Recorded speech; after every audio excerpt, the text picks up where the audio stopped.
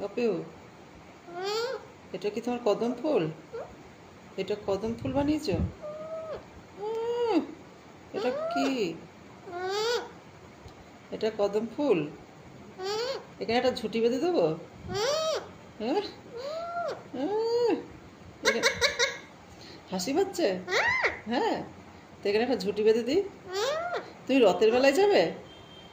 তুমি রথের মেলায় যাবে? তুমি রথের মেলায় যাবে? বলছি তুমি রথের মেলায় যাবে? হ্যাঁ, তাহলে এখানে একটা ঝুঁটি বেঁধে দিই।